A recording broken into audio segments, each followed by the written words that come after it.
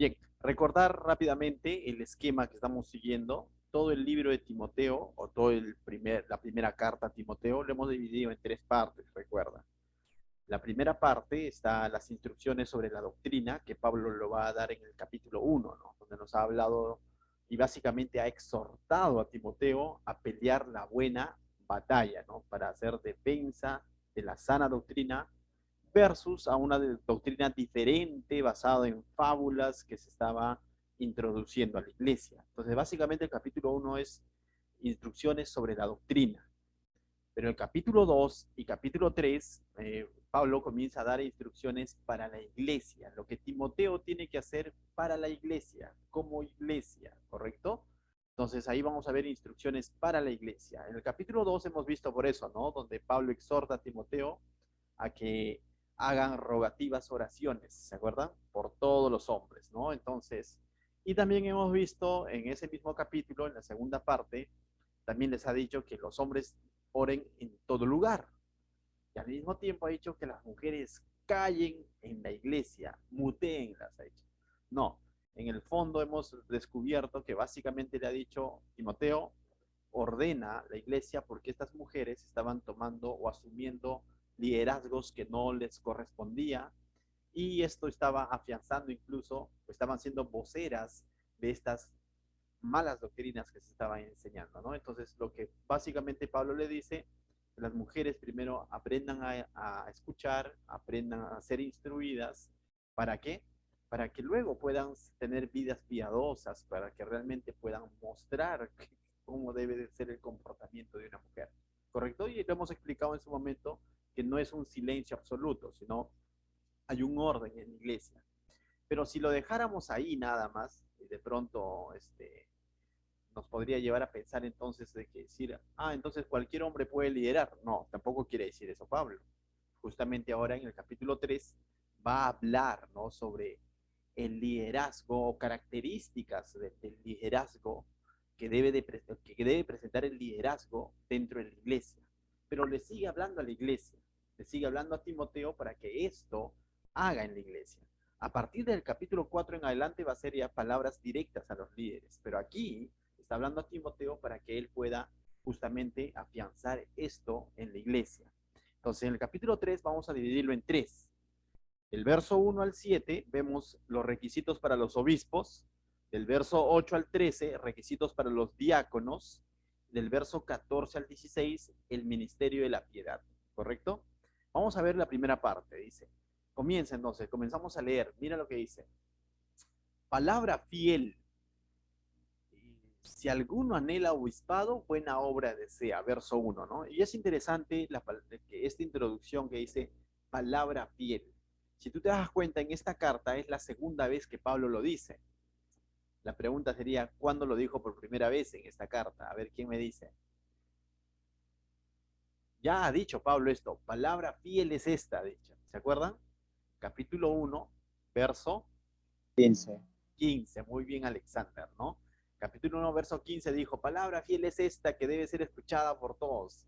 Cristo Jesús vino al mundo para salvar a los pecadores, de los cuales soy el primero. Entonces, lo que Pablo cuando pone esta introducción, lo que está diciendo que esto es importante, ¿correcto? Esto es importante. La primera importancia, que Cristo es el Salvador del mundo, que ha muerto por todos los pecadores. Y lo que ahora va a decir también es importante. Y dice palabra fiel por eso. ¿Te das cuenta? Es importante que la iglesia sepa esto. Y va a comenzar ahora a hablar de liderazgo, ¿no? Dice, si alguno anhela obispado, y comenzamos ahí, ¿no? Dice, si alguno anhela obispado, y uno podría decir, pastor, ¿y qué es obispado? ¿No? Porque de pronto, hoy en día, 2000 años después de que se ha escrito aproximadamente esta carta, obispo, tú hablas la palabra obispo y podrías relacionarlo rápidamente con un sacerdote, ¿no? Un cura, un padre, como se conoce en el mundo católico. Pero en la Biblia, cuando está usando esta palabra, no se está refiriendo a un cura, a un sacerdote, definitivamente, porque en aquel entonces ni existía el cura, el sacerdote. Eso viene en el año 300. Más bien, el cura, el sacerdote ha absorbido esta palabra y lo está haciendo un mal uso, ¿no? Básicamente, en el Nuevo Testamento, que fue escrito en griego, La palabra que se usa para obispado es episcopos, con K, así como suena, episcopos. ¿Y qué significa episcopos? Porque, pastor, usted lo está tranqueando más, ¿no? Obispado y ahora nos dice episcopos. ¿Qué significa episcopos? Significa el que vigila, el que supervisa, el que vela. Básicamente es eso. Un episcopos o un obispado era el que vigila, el que vela, el que supervisa. Esta misma palabra se usaban incluso en los reinos aquel entonces, en diferentes pueblos, y el que supervisaba, el que vigilaba, el vigilante del pueblo, o sea, el que de alguna manera lideraba el pueblo, llevaba esta palabra episcopos, que era el vigilante, el guardia, la guarda del pueblo, ¿no? Y lo hacía según las leyes de ese pueblo. Pero ya en el tema estrictamente de la iglesia, el episcopos, tal como dice, o el obispado, su trabajo básicamente es el que vigila el desarrollo de la iglesia. Y está haciendo referencia al que vigila el desarrollo de la iglesia local. No se está refiriendo a la iglesia universal de Cristo, aunque somos parte de una misma iglesia universal. ¿Por qué? Porque cada lugar, cada iglesia en distintos lugares, en Éfeso, en Galacia, en Filipos, tenían un episcopo, que es el que vigilaba la iglesia que se estaba desarrollando en aquel lugar. Y básicamente eso es. En Hechos capítulo 20, verso 17, vemos nuevamente, recurro bastante a este texto, donde Pablo hace llamar a los ancianos de Éfeso. ¿Has escuchado eso? Esta palabra ancianos de Éfeso está haciendo referencia al mismo tipo de persona al que hace referencia el episcopos, o sea, o el obispado. Obispado, anciano, vienen a ser sinónimos. Entonces, cuando Pablo hace llamar a los ancianos de Éfeso, vemos que en Éfeso, bueno, no había un solo obispo, sino había un conjunto de líderes, un conjunto de ancianos, un conjunto de vigilantes, un conjunto de supervisores o líderes, como querramos llamarle, y más adelante terminó nombrándose como pastores, ¿no? Entonces, básicamente es eso, ¿correcto? Entonces, está haciendo referencia a los pastores locales de diferentes iglesias. Entonces dice, si alguno anhela pastorado, podríamos llamarle, ¿no? Y pastor, pero la palabra para pastor, por ejemplo, anciano en griego es presbúteros, mientras que para pastores poimen. Pero estas tres palabras, episcopos, presbúteros y poimen, básicamente hacen referencia a un mismo personaje o una misma función, o tienen unas funciones similares, ¿correcto? Porque básicamente lo que va a hacer el presbúteros, o de lo cual viene la palabra presbisterio, por ejemplo, ¿no? O anciano, o el poimén, que es el pastor, o el episcopo, que vendría a ser el obispo, básicamente es el mismo trabajo, que es vigilar el desarrollo de la iglesia, ¿correcto? Entonces, rebobinamos un poco el versículo 1, Pablo está diciendo, palabra fiel es este. Esto es importante lo que voy a decir, dice. Si alguno anhela pastorado, que es un término que lo usamos más quizás en nuestros tiempos, ¿no? Si alguno anhela pastorado o liderazgo, ¿ya? Liderazgo en el sentido espiritual de llevar la palabra de Dios, de enseñar la palabra de Dios, porque también cuando hablamos de pastorado, podríamos hablar de que hay un pastorado que viene a ser el que está vigilando o está supervisando la iglesia, pero hoy en día cuando la iglesia crece, muchas veces hay lo que se llama el pastor de jóvenes, el pastor asistente, el pastor de matrimonios en iglesias mucho más grandes, que básicamente hacen el mismo rol, ¿sí? Básicamente hacen el mismo rol, pero direccionado a diferentes grupos de personas. Pero entonces, cuando vamos a hablar de los requisitos, hablamos de los requisitos no solo del pastor principal, sino del pastor principal, del pastor de jóvenes, del pastor de matrimonios, de todos. De todo aquel que está asumiendo un liderazgo espiritual eh, activo en la iglesia. No solamente de aquel que dice yo soy pastor, pero no lo ejerce, sino de los que están desarrollando este llamado de parte de Dios. Entonces, palabra fiel, si alguno anhela pastorado, ¿qué dice? La tiene tranca, dice. No dice eso, no. Dice buena obra desea. Es interesante, ¿no? Es interesante porque pone el énfasis sobre la obra, sobre la labor que va a desarrollar, no sobre la persona. No dice si alguno anhela pastorado o si alguno anhela liderazgo, qué gran hombre es. ¿Se da cuenta? El énfasis no está o qué capacitado está o qué talentoso es. No, no, no, dice buena obra. El énfasis está sobre la labor que va a cumplir. Y cuando dice buena obra desea, lo que está hablando es que esta obra, esta función, este trabajo que va a realizar no es cualquiera. Hoy en día nos admiramos cuando decimos, wow, ¿cuántos años habrá estudiado el médico para ser un cirujano? Nos admiramos, ¿no es cierto? Naturalmente. O cuando de pronto encontramos un astronauta, ¿no? O vemos personas muy capacitadas y decimos, wow, ¿cuántos años de preparación habrá tenido? O wow, qué inteligente, ¿no? Pero recuerda, son labores que requieren preparación, unos más que otros y todo lo demás, pero recuerda, bíblicamente la labor pastoral, la labor de asumir un liderazgo en la obra de Dios, en la buena obra de Dios, requiere gran responsabilidad. ¿Me dejo entender? Y tiene un gran valor para Dios y que muchas veces no es valorado, que muchas veces es desmerecido incluso por aquellos que lo ejercen. Y eso es lo más triste. ¿Me dejo entender? Un pequeño ejemplo. Mi persona, soy profesor de matemática y yo tengo que valorar el trabajo donde me encuentro enseñando a mis alumnos, ¿no? O sea, tengo que valorarlo, ¿no es cierto? Porque no es cualquier trabajo, estoy tratando con niños y tengo que hacer de mi mejor preparación para poder llevar una buena enseñanza. ¿Estamos bien? Y no es que me preparo porque me van a pagar. No, no, o sea, si yo entiendo que y valoro mi trabajo, lo voy a hacer, me paguen bien o me paguen mal, ¿no? Y eso yo he aprendido de mi esposa Sofía, por ejemplo. Le paguen bien, le paguen mal, ella hace un buen trabajo como docente. Ahora, y si el trabajo pastoral o el trabajo ministerial como líder de una iglesia, la Biblia está diciendo que es una buena obra y es una obra de Dios, por eso es buena, ¿cuánta responsabilidad demanda sobre nosotros? Pero muchas veces no es vista así. Muchas veces es vista con menosprecio. Muchas veces es vista con negligencia. No, es una de las cosas que debemos de comprender. Y no se trata del título nuevamente, ¿no? Pablo no está poniendo su énfasis sobre el título, diciendo, wow, un gran hombre será. No, no, no. Jesús mismo cuando se refirió a sus siervos, a quienes iban a liderar la iglesia o iban a continuar sus pisadas, dijo, ¿no? Jesús dijo, si alguno quiere ser el primero, será el postrero de todos y el servidor de todos.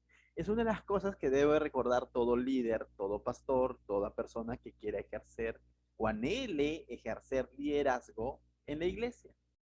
Pero muchas veces eso queda a un lado o queda en teoría. Entonces, agárrense los cinturones porque ahora el verso 2 en adelante va a dar los requisitos necesarios para poder asumir estas funciones o esta buena obra, ¿no? Porque no está solo en anhelarlo, porque uno podría anhelar, ¿no? Quizás por lo que ve, de pronto ve al predicador o al pastor o al maestro, lo ve con su micrófono al frente y dice, yo también quiero, y emocionado podría uno querer decir, yo también anhelo servir así, porque ya me cansé ya de pronto de, no sé, pues, ¿no? De cumplir otra función, yo quiero eso. Es una buena obra que anhelas, pero recuerda, hay requisitos. Pablo nos ha dicho que las mujeres deben de ser instruidas antes de hablar, ¿correcto? Capítulo 2. Pero eso no significa que el hombre entonces, el requisito para asumir un liderazgo es simplemente ser hombre y ya, entonces me la tengo fácil. No, no, no. No es cualquier hombre que debe de asumir bíblicamente el trabajo ministerial o la autoridad sobre el cual se estaban sublevando estas mujeres. Entonces, no es el simple hecho de ser hombre y decir, ya, como soy hombre, entonces cumplo los requisitos. No, no. Eres hombre, pero hay requisitos. Y ahí nos va a dar la lista de requisitos.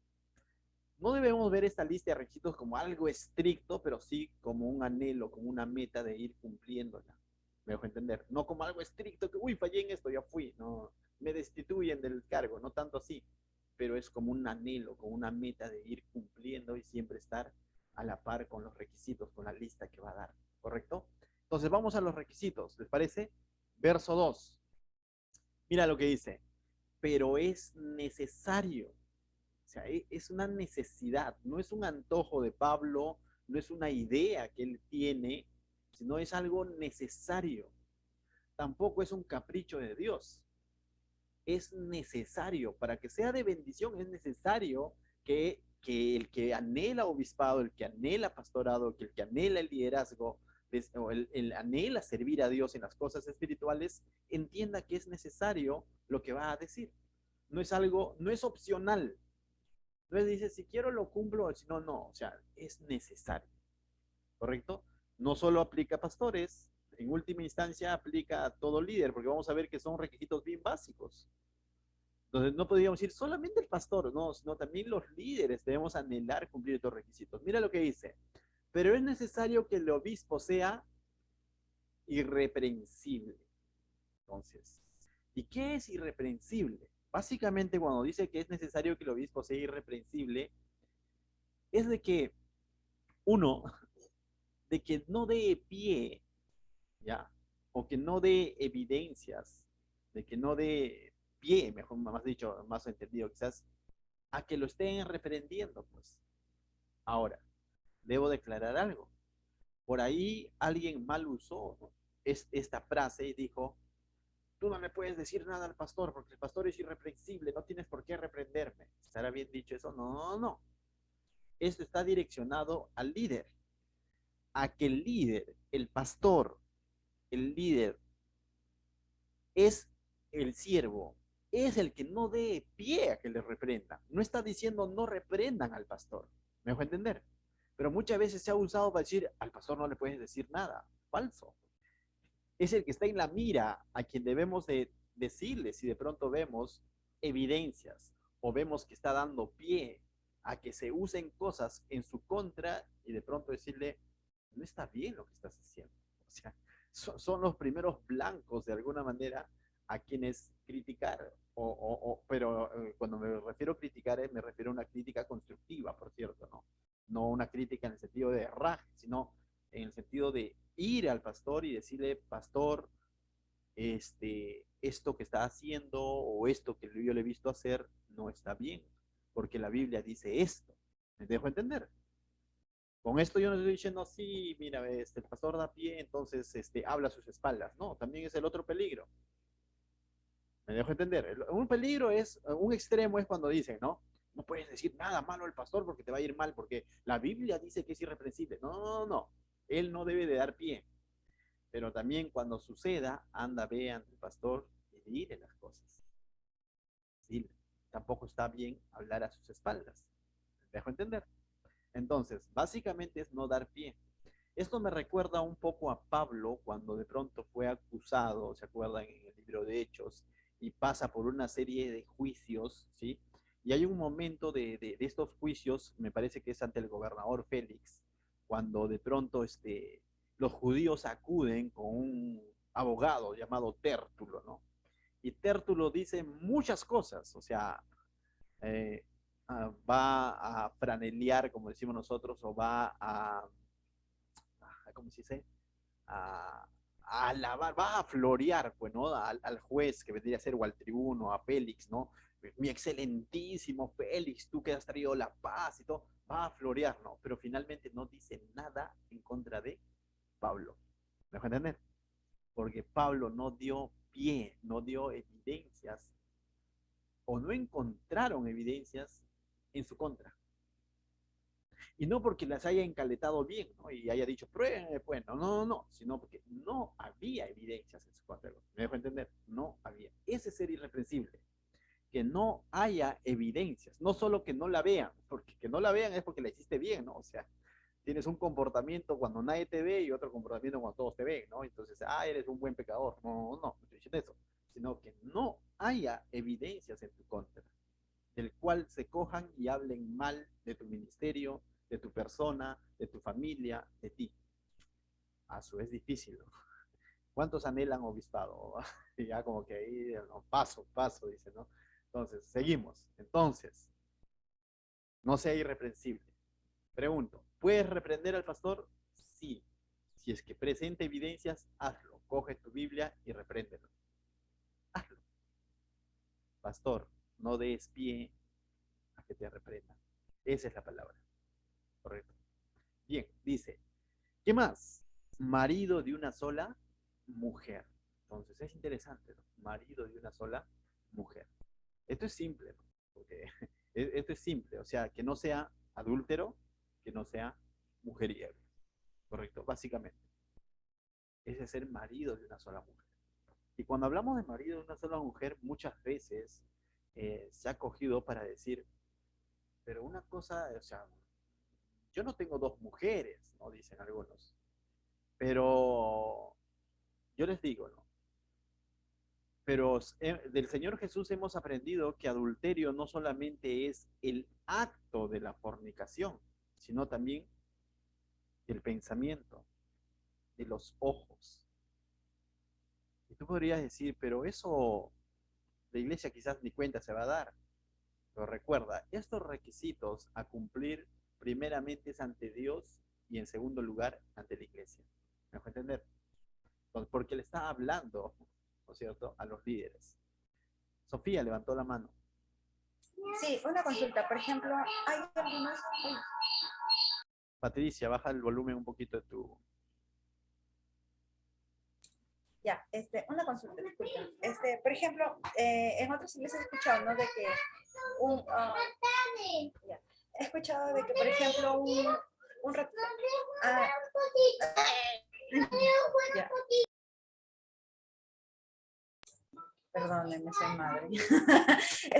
No, he escuchado, por ejemplo, algunos que están dentro del liderazgo y de pronto, siendo cristianos ya, están ahí con una esposa, todo, y terminan en divorcio y después cesan un rato de su ministerio, ¿no? Y después como que conocen a otra persona dentro de la iglesia y se casan con esa persona y dicen, bueno, el Señor hace nueva criatura y el Señor perdona y el Señor es un Dios de gracia y se vuelven a casar y quieren seguir dentro del ministerio y les dan los ministerios, ¿no? O las plataformas para que puedan seguir haciendo, pero y ellos dicen, no, pero yo soy, sí, marido de una sola mujer, porque con la que estoy ahorita, estoy solamente con ella. Ya no estoy con la otra porque la otra ya fue, algo así, ¿no? Entonces, pero la idea, yo creo que también no es tratar de sacarle la vuelta a la misma palabra, sino que justo también entra lo irreprensible, ¿no? O sea, tienes como un antecedente, algo que no está bien, o sea, no sé, si bien el Señor es grande en misericordia y puede perdonarte y, y, y puede ser nuevo todo, ¿no? Pero la idea es no hacer eso, ¿no? Porque es como que algo de lo cual se pueden coger y criticar las otras personas, creo, me parece, no sé. Eh, sería bueno ahí aclarar, Sofía, gracias también por tu acotación, cierto, he escuchado ese tipo de salidas que le dan, ¿no? Escuchemos bien algo, ¿no? Dos cosas, primeramente, en cuanto al matrimonio, o sea, seas líder, no seas líder, ¿no? En cuanto al matrimonio, hay dos cosas. Uno, que la base legal, por así decirlo, entre comillas, legal, ¿no? Que nos da la Biblia o la base bíblica para un divorcio, ya, es el adulterio, ¿correcto? El adulterio o que esté en juego la vida de la persona, es por un lado. Pero aún así, la Biblia dice no vuelva a casarse, ¿no? Porque ya ha sido una sola carne, cuando soy creyente, lógicamente. Lo otro, cuando soy libre de mi matrimonio, por así decirlo, libre entre comillas, libre de ese pacto que hice ante Dios, es cuando enviudo, ¿cierto? Bíblicamente, cuando enviudo, soy libre y puedo volver, incluso voy a exhortar de que las viudas, o sea, podrían volverse a casar o el viudo podría volverse a casar porque está libre, libre del pacto que hizo, era hasta que la muerte lo separe, ¿correcto? Hasta ahí, entonces. Punto número uno, ¿no? Un pastor tiene su esposa, fallece su esposa, entonces bíblicamente él está libre porque ha fallecido. Ahora, esto no lo obliga a rehacer su vida y de nuevo casarse, tampoco lo prohíbe, ¿correcto? Entonces él puede hacerlo, pero está libre y bíblicamente con Dios de decir, bueno, he enviudado, ¿no es cierto? ¿Correcto? Y yo creo que ahí podría volver a ejercer el liderazgo porque bíblicamente está libre. legalmente. Pero el divorciado debemos entender algo, que el divorciado no es un compromiso solamente con la persona, sino es un compromiso con Dios. ¿Me dejo entender? O sea, y cuando entendemos que el matrimonio no es de a dos, sino es de a tres, la cosa cambia, ¿no? Porque cuando yo entiendo eso, yo no puedo ser un matrimonio, por ejemplo, no estoy casado con Sofía, me divorcio, ciertamente le he sido fiel todo el tiempo que hemos estado, Sofía, es un ejemplo, por si acaso no me van a cortar el video, ya. Hemos sido fiel todo el tiempo que hemos estado, pero de pronto terminamos separándonos, pasó unos meses y me vuelvo a casar, ¿no? O sea, esa es la idea, ¿no? Me vuelvo a casar, pero ante Dios yo sigo ligado a Sofía porque he dado mi palabra. Es un pacto. El matrimonio dice, lo que ha unido Dios no tiene por qué desunirlo el hombre. Correcto. Y ante Dios tiene un valor. Dios honra el matrimonio. Dios instituyó el matrimonio. Y la vía legal para decir que ya no estoy atado a un matrimonio es cuando he enviudado. Yo lo veo así de simple. Entonces, ahora, si es un pacto de a tres, entonces yo sigo ligado ante Dios, sigo ligado a esa persona. Si yo diga, pero ve separado, ve divorciado y ahora me vuelvo a unir,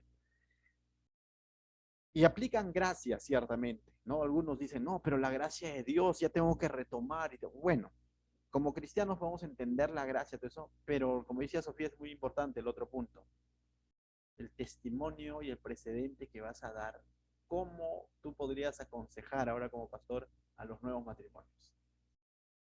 ¿Cómo? Desde el punto de vista de un mal ejemplo. O sea, no. Y justamente más adelante vamos a ver que apto para enseñar, ¿no? Y ahí vamos a profundizar un poco más. Necesito tener un respaldo, un precedente, no ser perfecto, pero en cuanto a cosas puntuales como esa, porque cuando uno va a pastorear básicamente familias. ¿Me dejo entender? No sé de dónde ha salido pastor de jóvenes, de empresarios, eso, no, en realidad uno pastorea familias, ¿no? ¿Y cómo voy a administrar esas familias? Entonces, definitivamente, si nos ceñimos a la Biblia, solamente hay una vía, así que de pronto es enviudando, ¿no? Entonces, no se vayan a convertir en asesinos tampoco, ¿no? Entonces, con tal de salir libres. Bien, pasamos, continuamos, ¿no? Entonces, dice marido y una sola mujer, entonces básicamente que no sea adúltero. Ah, y lo que yo decía, ¿no? Líder espiritual, estás sirviendo al Señor, porque no solo aplica al pastor, sino también estás sirviendo al Señor.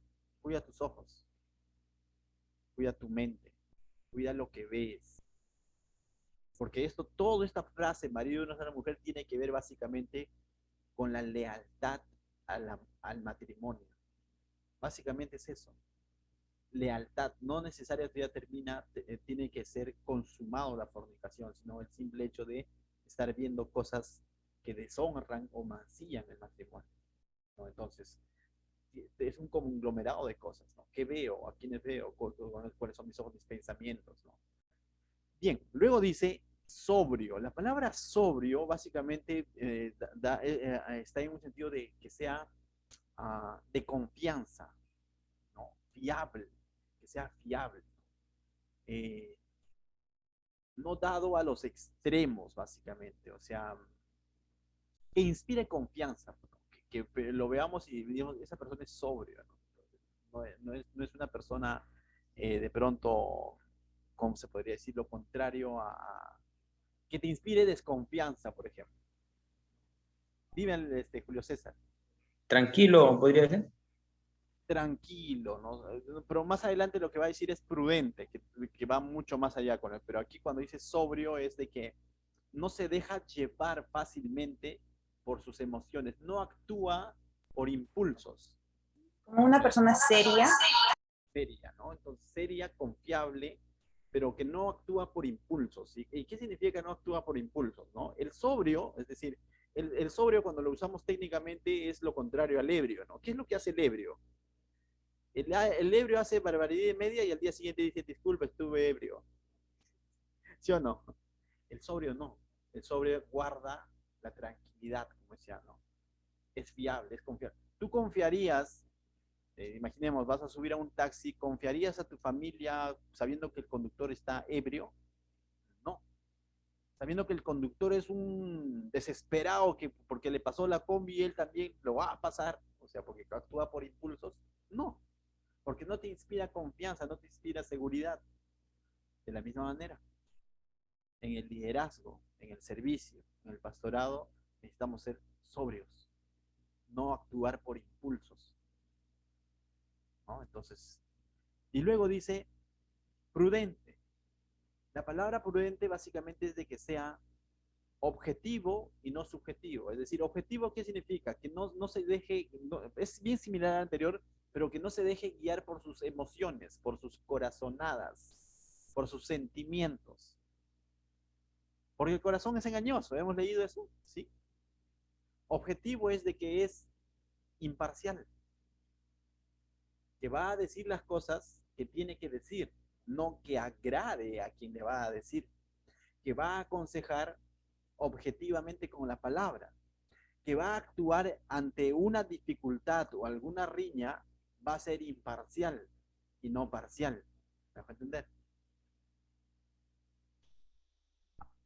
Y les confieso, manera quizás de testimonio personal, ¿no?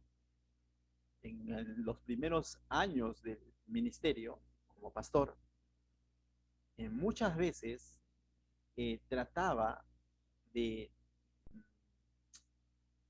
de medir, o sea, y está bien medir lo que vamos a decir, pero ya me iba a un extremo de no decir cosas que yo no tenía claro de que la persona estaba fallando en algo y como que me limitaba a decirlo por no ofenderlo. ¿Me hago entender? Porque pensaba más en su corazón de la persona, cómo se va a sentir. Y debemos de pensar en la persona, definitivamente. Pero eso no debe de comandar el consejo que debemos de hacer llegar. El Señor nos ha enseñado, me ha enseñado a cada vez ser más objetivo, en que si veo un error en alguien, tengo que decirlo. Lógicamente hay que saber cómo decirlo, pero tengo que hacerlo, tengo que ser objetivo. No puedo ser subjetivo. No puedo de pronto, si veo un error en Alexander, por así decirlo, y veo otro error en Julio César, con Alexander callar y con Julio César sí decirlo. Tengo que ser objetivo en el sentido de que si es el mismo pecado, a ambos hay que decírselo. No, eso nos va a traer quizás ciertos problemas, disgustos, mala cara, muchas cosas, incomodidades, pero es necesario decirlo cuando lo hemos hecho con amor. ¿Me dejó entender? Entonces, eso es ser prudente, objetivo, no subjetivo, no emocionalista. El emocionalista lo que hace es, dice, por fe, hermanos, hacemos esto y brum, se mandan al barranco, ¿no? O sea, la prudencia muchas veces va a ponerle en equilibrio a la fe. Es bueno ser ejemplos de fe, pero también es bueno ser ejemplos de prudencia. Y eso va a traer una balanza, ¿no? A pensar muchas veces antes de hablar o antes de hacer. ¿Me va a entender? Esto de objetivo también, tiempo atrás, sucedieron unos problemas en una familia, parejas, y muchas veces ahí el Señor también te llama a ser objetivo, a decir las cosas como son. Y eso algunos en el momento lo pueden sentir como un dardo, porque podrían decir, pero eras más amigo de mí que de ella, podríamos decir, ¿no? ¿Me dejó entender? Pero yo tengo más años en la iglesia que ella, podría decir. Pero la prudencia, el ser objetivo nos llama a ver el hecho y no tanto quién era más antiguo o menos antiguo, me dejó entender.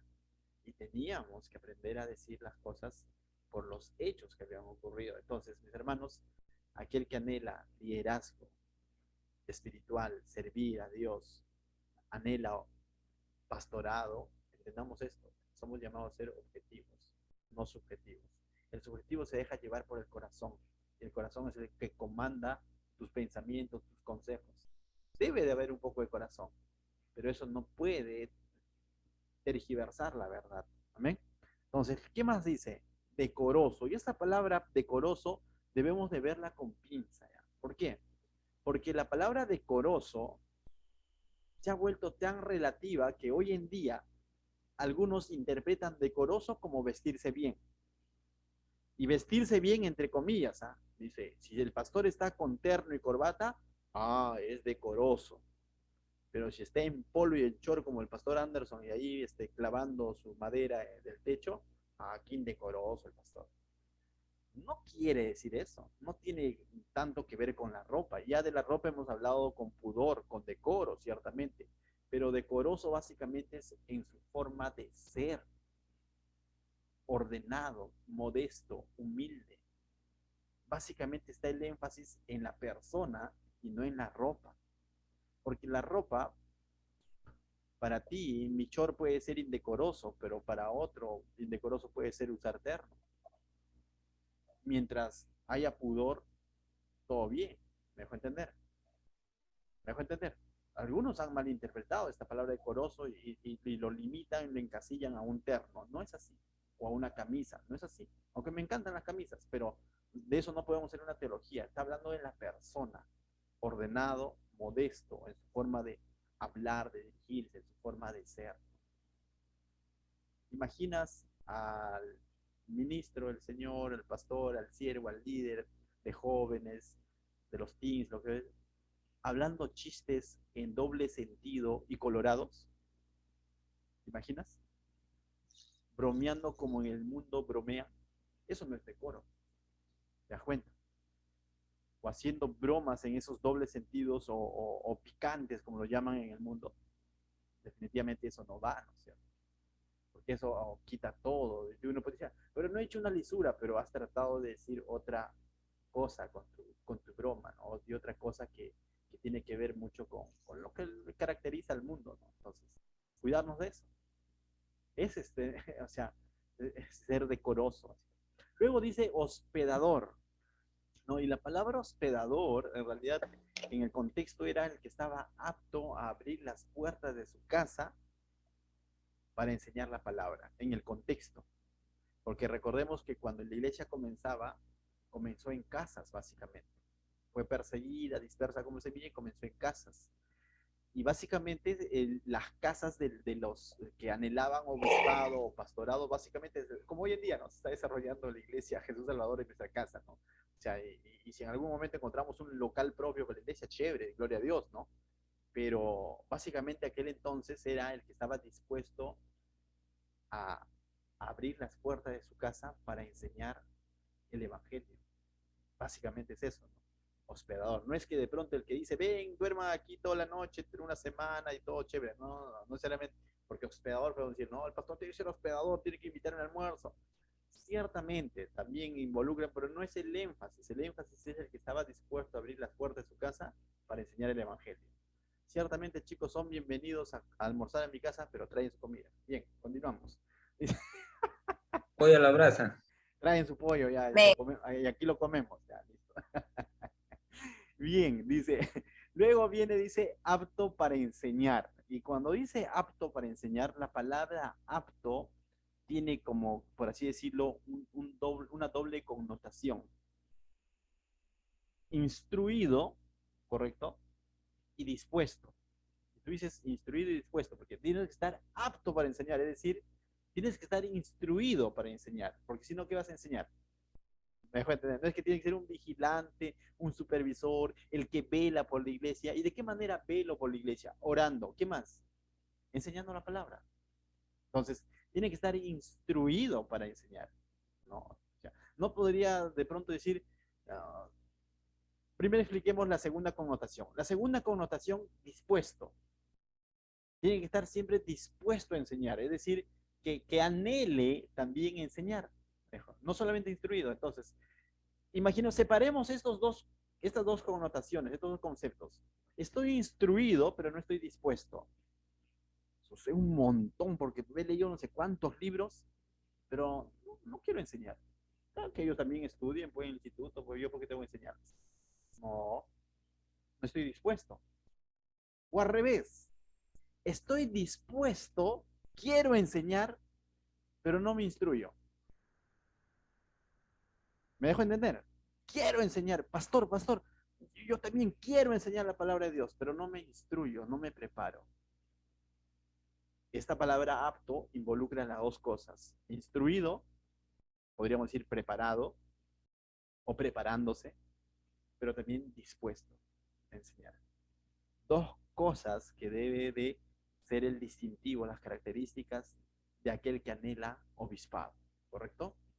Bien, Entonces hemos visto instruido y dispuesto.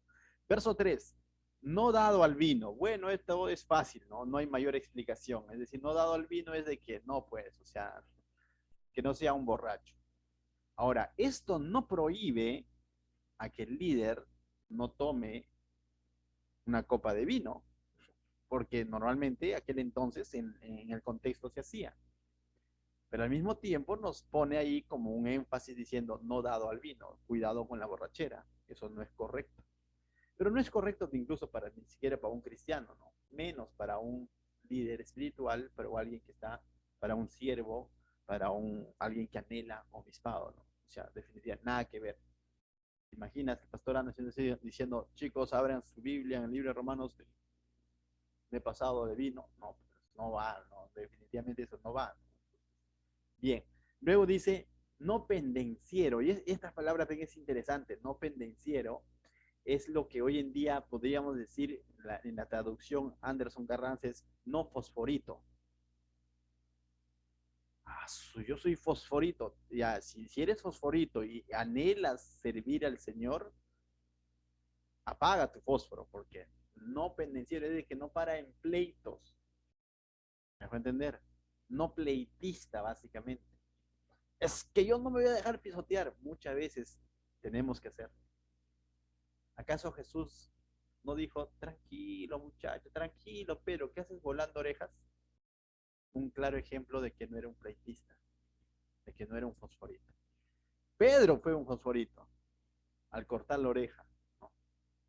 Suagadash, y pareciera justo, ¿no? Quizás, oye, pero está defendiendo al maestro, pero tranquilo, no es en tus fuerzas. No pendenciero es el que ha aprendido a descansar en que el Señor es el que va a tomar la venganza. No el que tú vas a decir, Señor, toma venganza. No, no, no, sino es el que ha aprendido a que Dios es justo y que a veces toca perder. Ese es no pendenciero. Si está en ti, ¿no? Si está en ti evitar el pleito, evítalo.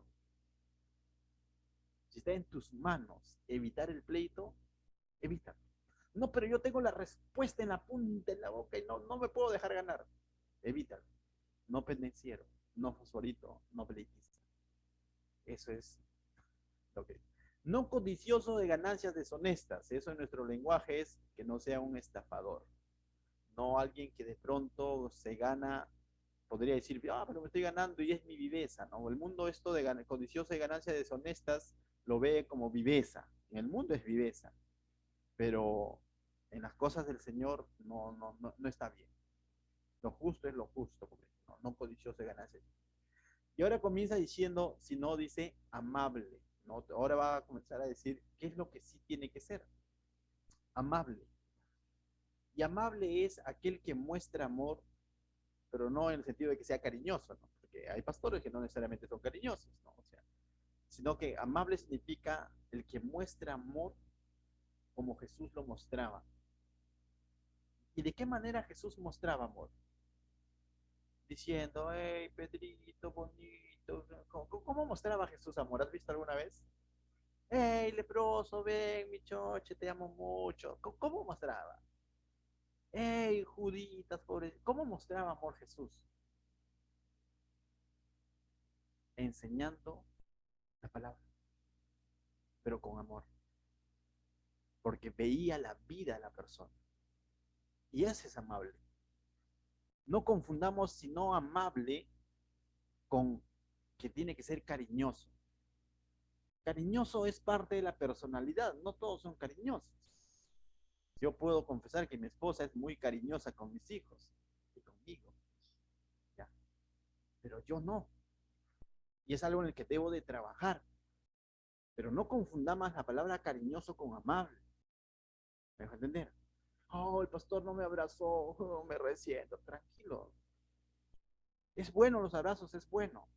Pero en el contexto, la palabra amable es el que muestra amor tal como Jesús mostraba amor. ¿Y de qué manera mostraba Jesús amor? No abrazando ni apapachando a las personas, sino enseñando la palabra y amando a la persona. O sea, preocupándose por el destino de esa persona. No enseñaba la palabra para mostrar su capacidad, sino porque amaba a la persona. Y básicamente es eso. Podemos pararnos frente a un púlpito a demostrar cuánto sabemos de Dios. Podemos conectarnos a un Zoom a demostrar cuánto sabemos de la Biblia. Pero eso no es predicación, eso no es enseñanza. La enseñanza bíblica es decir las cosas de Dios a las personas a quienes amamos, que vienen a ser las ovejas. ¿Me dejó entender? Entonces, aquel que anhela obispado o anhela liderazgo. Hoy hemos visto una hermosa enseñanza de parte de Keila hacia los niños. La semana pasada vimos, o antepasada también, de Gisela la enseñanza. La pregunta es, ¿lo están haciendo bien? Pero chicas, háganlo amando a esos niños.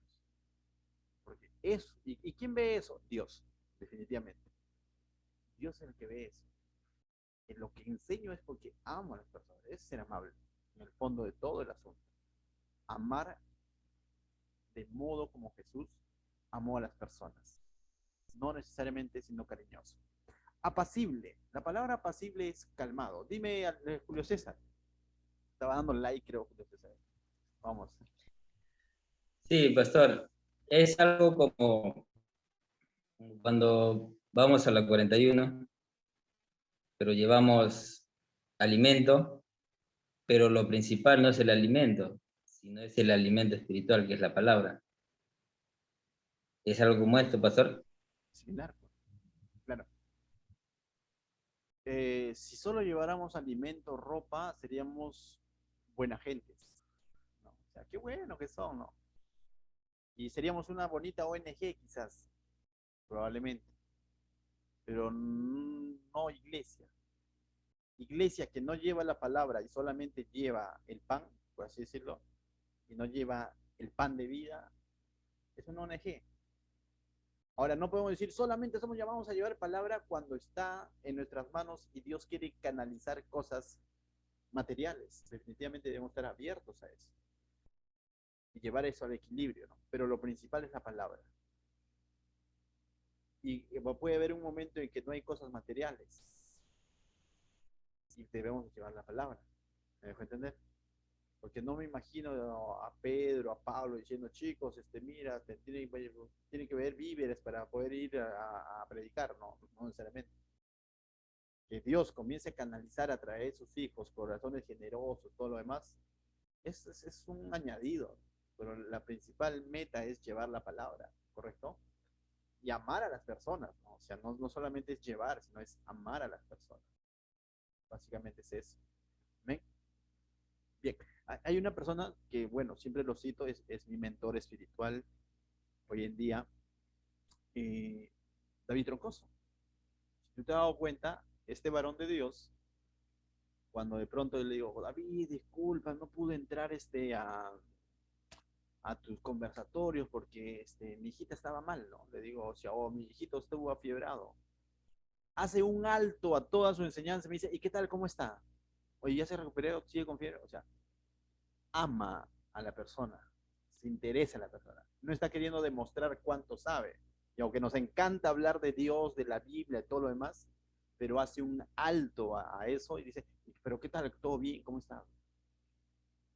Entonces, no solamente lo ve como ama a las personas. No sé si ustedes se dieron cuenta que eso hacía con, bueno, no quiero mencionar el nombre de un hermano que de pronto no entraba a sus clases y él preguntaba, ¿no? ¿Cómo está ese muchacho? ¿Cómo está ese muchacho? Se interesaba por la persona. Y debemos aprender eso, chicos. Debemos aprender eso y debo de aprender yo también eso. Y estoy en ese camino y esa es la cosa buena que aprendo de este varón, por ejemplo, ¿no? Amar a las personas. Amén. Bien, como parte de ese amor a las personas, yo les digo, o sea, ciertamente son requisitos para el pastor, pero también para los líderes, y ustedes son siervos de la iglesia. Hoy en día pueden ver muchas ausencias, ¿no? En las iglesias, en los cultos presenciales pueden ver ausencias. La pregunta es, ¿estamos esperando que el pastor mande una lista de quienes no están ingresando al grupo de siervos y diga, chicos, por favor, comuníquense con ellos? ¿O ya nos están haciendo a nosotros escribir a esas personas diciendo, hey, ¿por qué no has venido? Ya van 2 domingos que no vienes, ¿cómo estás? Pero por un lado, esa es nuestra función y hagámosla y vamos a rendir cuentas a Dios. Pero por otro lado, la otra persona también dice, nunca me escribieron, dice, ¿entiendes? Y por lo general apunta al pastor, ¿ah? Dice, el pastor nunca me escribió, dice, o sea, y, y puede tener razón desde el punto de vista de razonamiento de bebé espiritual, me dejo entender. Un bebé espiritual es así, ¿no? Como que de pronto abrazamos a Kiyari por su cumpleaños y Hakan dice, a mí no me han abrazado, dice, cierto, ¿no? Pero por otro lado, hagamos. Ustedes saben, ¿no? Quiénes están dejando de venir, quiénes están dejando de conectarse, escríbanlo, anímenlos. ¿Me dejo entender? Y todos amemos a las personas, seamos amables con las personas, mostrémosle el amor de Cristo a las personas. No solamente seamos de los que estamos de pronto diciendo, no me amas, sino seamos de los que amamos. ¿Me dejo entender? Amén. O también ha habido casos donde dice, el pastor nada más me escribe, ¿no? Entonces la iglesia ni se acuerda de mí. Ese es otro caso, ¿eh? Yo les estoy diciendo casos reales, ¿no? Les estoy diciendo un confesionario aquí. Entonces, el pastor nada más me ha escrito y el resto ni me escribe. Siervos, líderes, amemos a las personas, escriban, exhorten, animen a las personas que de pronto están dejando de congregarse. Amén. Continuamos. ¿Qué más dice? Dice amable, apacible. Ahí venía la palabra tranquilo, calmado, el que no pierde los papeles, ¿correcto? Ese es el, ¿no? Apacible, calmado. Y ahí quizás todos luchamos con eso, ¿no? Porque en el pastorado pues, es como una familia un poco más grande, ¿no? Por decirlo, mucho más grande, ¿no? ¿Y qué papá no ha perdido los papeles en algún momento con sus hijos? Que levante la mano. Todo, ya, Julio César, no sea, pues Julio César.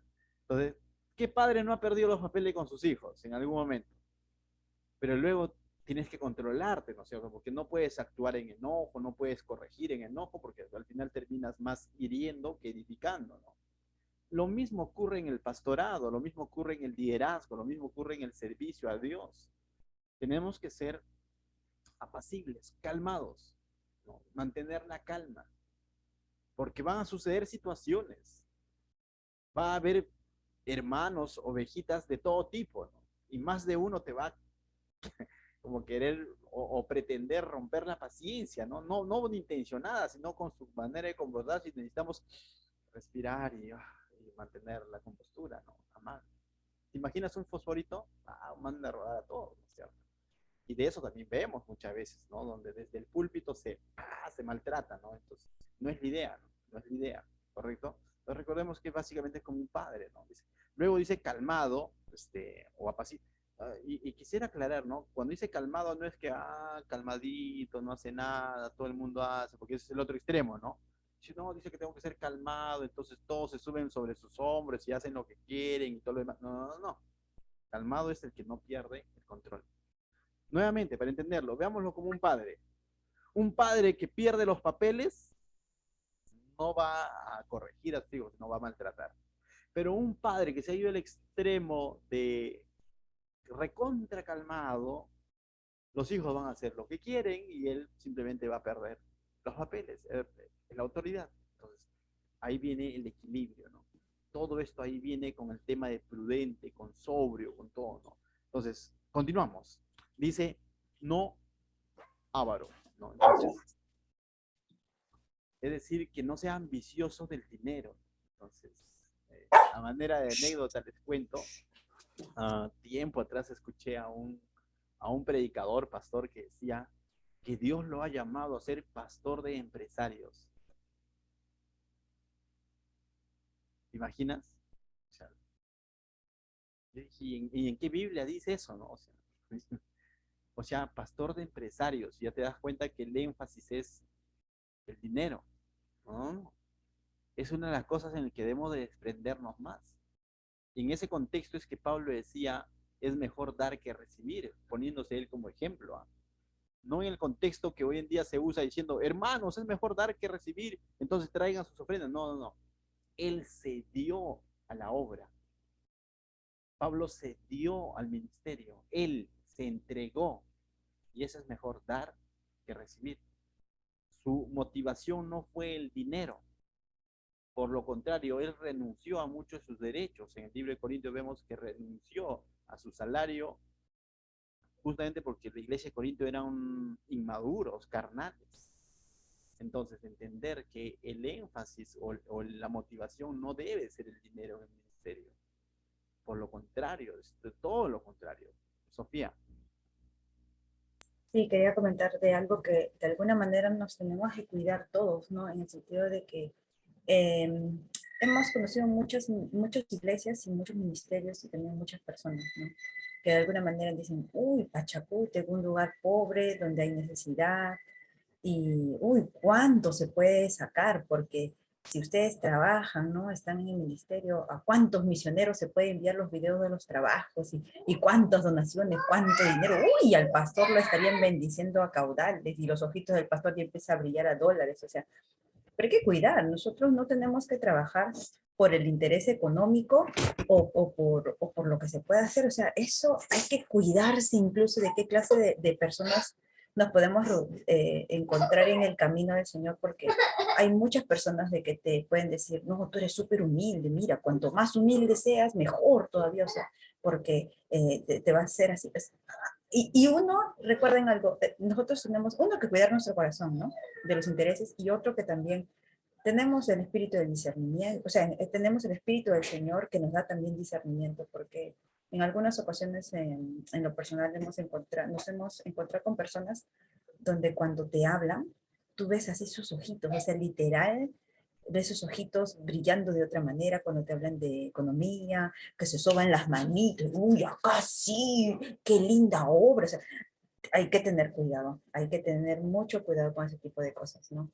De las personas que nos puedan rodear así, alejarnos lo más que podamos, porque nuestro servicio tiene que ser para el Señor y sobre todo cuidar nuestro propio corazón, porque algo que le molestaba a Deli, ¿no? Le decía, si Julio César en un futuro va a ser pastor, prepárate amiga, porque el hecho de ser pastor no es que vas a tener, al contrario, es que van a tener cosas que van a tener que ustedes dar a los demás.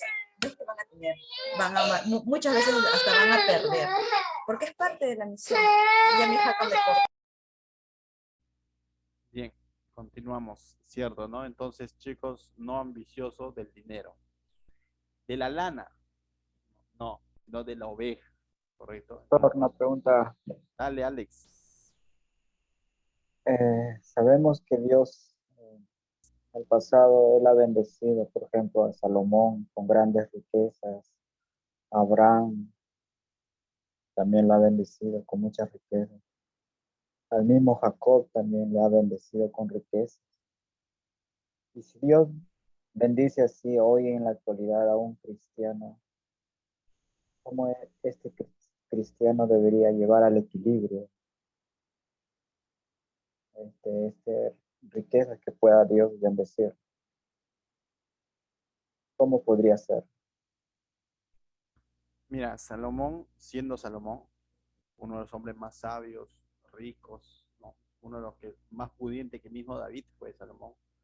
Él describió un proverbio bien, bien hermoso, ¿no? Donde decía, proverbio o un salmo, proverbio, donde él decía, no me des mucho para no olvidarme de ti, no me des poco para no aborrecerte, dame lo necesario. Me parece interesante su proverbio, ¿no? O sea, conocía su corazón, sabía que si le daba mucho, se iba a emborrachar en el dinero, por así decirlo, ¿no? Y se iba a olvidar de Dios. Y también conocía su corazón que si le daba poco, de pronto iba a aborrecer a Dios, pero ese proverbio él está siendo sincero, está abriendo su corazón ante Dios. Pero tenemos otro ejemplo en el Nuevo Testamento, y ciertamente Dios ha bendecido a Abraham, a Jacob, a Salomón, a David y todo lo demás, pero Dios lo ha hecho, yo creo que con un propósito específico en la labor en que los llamó, ¿no? Entonces, en ninguno de ellos tuvo una labor pastoral, por así decirlo. Ellos han sido reyes o simplemente hombres que Dios llamó. Ahora, si queremos tener evidencias pastorales de servicio a Dios en el Nuevo Testamento, es interesante. ¿Por qué? Porque no vemos pastor rico, no sé de dónde ha salido hoy en día esa moda, ¿no? Donde que, como eres el siervo de Dios, te va lluvia de millones, ¿no? O sea, decláralo y todo lo demás. No vemos, sino vemos más bien que cada uno de los siervos de Dios tuvo que dejar sus comodidades en medio de un contexto lógicamente de persecución, ¿no? Tuvo que dejar todas sus comodidades y entregarse al servicio al Señor. Ahora, con esto yo no estoy diciendo que de pronto Dios dice a los pastores no voy a bendecir, no dice eso. Vemos que en todo momento Él los ha sostenido. En el libro de Hechos vemos cómo ha sostenido el ministerio de Pablo, por ejemplo. Siempre ha provisto. De alguna manera Dios ha provisto. Lo que no veo es, como te vuelvo a decir, despilfarrar dinero. Ahora, ¿cómo mantenerlo en equilibrio? Era tu pregunta, ¿no? ¿Por qué? Porque es también cierto cuando dice el Señor, dice, no, si no escatimó en darnos a su mismo Hijo, ¿cómo no nos dará todo lo demás? Pero no nos está hablando de lujo, sino todo lo necesario para vivir. Pablo también le escribe a Timoteo en su segunda carta, que en algún momento lo vamos a estudiar, dice, el que quiere vivir piadosamente, es decir, quiere vivir agradando, ¿no? De acorde al evangelio de Cristo, sufrirá persecución. Y eso es como que, soy algo chocante, ¿no? Pablo lo resumió bien clarito en Romanos capítulo 8, si no me equivoco, la última parte, ¿no? Donde dice, ni lo alto, ni lo profundo, ¿no? O sea, nada ni nadie me separará del amor de Dios en Cristo Jesús, nuestro, ¿no? Y eso debe ser de alguna manera nuestro referente, ¿no? En sentido de entender que cuando la bendición que Dios nos pueda dar se convierte en distracción y nos aleja de Dios, ya no es bendición. Cuando la bendición de parte de Dios se desplaza a Dios y se convierte en nuestra motivación de servicio a Dios por la bendición, ya no es bendición, porque estoy sirviendo a Dios por la bendición y no porque es Dios. Es una de las cosas que debemos de tener siempre claro cuando servimos a Dios, que sus bendiciones no se conviertan en nuestro Dios, porque cuando eso sucede, hemos desplazado a Dios. Entonces, aprender a decir, ¿no? En lo poco, en lo mucho, ser agradecidos con Dios. En lo alto, en lo profundo, ser agradecidos con Dios. En la escasez y en la abundancia, ser agradecidos con Dios. Saber vivir en las circunstancias en las que Dios nos pone, ¿no? ¿Y cómo podemos cumplir eso? Cuando día a día estamos en comunión con Dios. La única manera. Porque cuando estamos en comunión con Dios vamos a poder identificar rápidamente cuando una bendición se está queriendo entrometer en nuestra comunión con Dios. Rápidamente vamos a identificar que estamos sirviendo por las cosas y no porque Él es Dios. Y ahí tenemos que poner el alto, ¿no? Decir, aguanta. Esto, hay muchas personas, que le sirvieron en un inicio genuinamente a Dios, fueron bendecidos y esa bendición finalmente terminó siendo su piedra de tropiezo y se alejaron del Señor y del servicio a Dios. Y es triste, ¿no? Es triste porque, o sea, ver cómo, ¿no? Comenzaron de una manera humilde, genuina, pero terminaron totalmente lejos de Dios, ¿no? Entonces, para eso mejor tranquilo, ¿no? Señor, bendíceme lo necesario y que nuestra confianza esté puesta siempre en Él. Amén. Continuamos. Dice, apacible, no avaro. Ya, 4 dice, que gobierne bien su casa. Este es otro punto interesante, que gobierne bien su casa. ¿Y qué es gobernar bien su casa? ¿No? Es, la palabra quizás más cercana a nosotros es que administre bien su hogar. ¿Me dejo entender? Gobierne es que administre, ¿no? La palabra gobierno, o si no, que sea un buen mayordomo de su casa, un buen administrador de su casa. Y esto está muy unido, cuando hablamos de su casa, está hablando de todos los miembros de su hogar. Recordemos que el hogar, la familia, es el primer ministerio de todo siervo. Dice que tenga a sus hijos en sujeción con toda honestidad. Y es cierto, también es bien interesante tener a los hijos en sujeción con toda honestidad, porque sujeción es de que realmente estos hijos estén viendo en este varón una persona a seguir, una persona que es de ejemplo para ellos. Y eso es con toda honestidad. Una sujeción saludable es cuando las personas, los miembros que se están sujetando a este liderazgo, a esta autoridad, a este mayordomo de este hogar, lo están haciendo con honestidad, realmente de una manera genuina. No lo están haciendo por miedo, no lo están haciendo porque, uy, papá es gritón. ¿Me dejo entender? Lo están haciendo con toda honestidad. Naturalmente lo están siguiendo y esa es una gran chamba. O sea, es una gran chamba porque lo que decimos, lo que explicamos, lo que enseñamos en la iglesia a los hermanos, las cosas de la Biblia, lo tengo que vivir en mi hogar. Y, ese es uno quizás de los puntos en los que más vamos a tener que trabajar porque es de todos los días, el administrar bien nuestro hogar, ¿no? Desde el tema de matrimonio y también desde el punto de vista con los hijos, ¿no? Entonces, que tenga a sus hijos con toda, dicen toda su gestión, con toda honestidad, no solo de apariencia, ¿no? Me van a la iglesia este domingo porque ¿qué van a decir? El pastor sin hijos está congregando. Imaginemos. Y el hijo ahí todo bien peinadito, ¿no? Una apariencia, todo, uy, mira. Pero de lunes a viernes ese hijo está al abandono. Y esto no solamente aplica al pastor, aplica también al cristiano. Y conocemos bastante de esto y hemos visto bastante aquí en Pachacútec cuando el cristiano llega en una religiosidad, ¿no? Y nosotros somos docentes en un colegio y vemos, ¿no? Domingo, Facebook, la foto, bien con su faldita, la niñita, el niñito con su pantaloncito de vestir, su camiseta de vestir, con su Biblia, el papá también, toda la familia bien bacán. En la iglesia, alabando ahí a Dios y todo lo demás, incluso hasta evangelizando.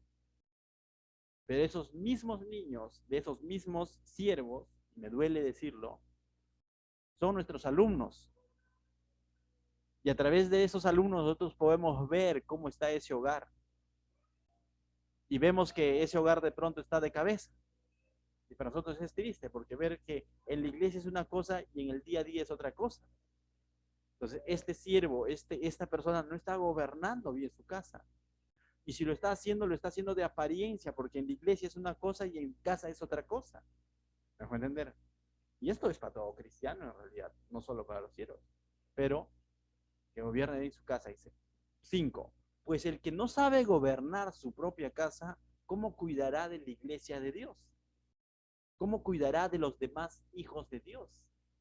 ¿Cómo cuidará de las ovejas de Dios? ¿Cómo cuidará de la familia espiritual si no gobierna bien su casa? Verso 6, como vamos avanzando, dice, no un neófito. La palabra neófito viene a ser inmaduro, aprendiz, amateur, bebé espiritual. El que anhela obispado, el que anhela servir a Dios, el que anhela pastorado, no podría ser un inmaduro espiritualmente hablando. Todos somos llamados a aprender. Y lógicamente no está hablando que tiene que haber sido preparado en seminario, instituto bíblico, sino de inmadurez en el tema de carácter de cristiano, ¿no? No puede ser un aprendiz o un bebé espiritual. Dice, no sea que envaneciéndose caiga dice, en la condena del diablo, ¿no? Porque justamente eso es lo que pasa con un inmaduro, ¿no? Que el cargo o el título pesa tanto que de pronto se va a envanecer de sí mismo, a decir, yo soy el pastor, acá mando, y ya fue, ¿no? Cae en condenación del diablo. Correcto, tener cuidado con eso, ¿no? 7. También es necesario que tenga buen testimonio de los de afuera, para que no caiga en descrédito y en lazo del diablo. Eso está claro. No solamente es cómo me ven dentro de la iglesia, no solamente es cómo es que ven mi testimonio de la iglesia, sino también fuera de la iglesia, en mi centro de trabajo, en la calle, en la familia. ¿Cómo me ven? Ah, con que eres siervo de Dios, ¿no? Con que sirves a Dios, pero ¿cómo te ven fuera de la iglesia? ¿Cómo está nuestro testimonio con el casero, con el vecino, con los familiares? ¿Cómo nos ven? Es muy importante, ¿no? Eso habla de una integridad, entonces. ¿Bien? Bien, chicos, vamos a dejarlo en el verso 7, porque después vienen del 8 en adelante los requisitos de los diáconos, ¿no? Que van a ser bien similares, ¿correcto? Pero ¿qué tal si oramos para terminar esta parte? Sí. Bien, vamos a orar. Padre, te doy gracias, Señor, esta noche por este tiempo que hemos tenido, Señor, todos en tu palabra, mi Dios. Gracias porque nos exhortas, nos animas, Señor, a anhelar, Señor, a tener como meta, Señor, también a cumplir con cada uno de estos requisitos, Señor, Y ciertamente, Señor, no solamente son requisitos de un obispo, sino de todo cristiano genuino, Señor. Ayúdanos, Señor, a vivir conforme a tu palabra. En el nombre de Cristo Jesús. Amén.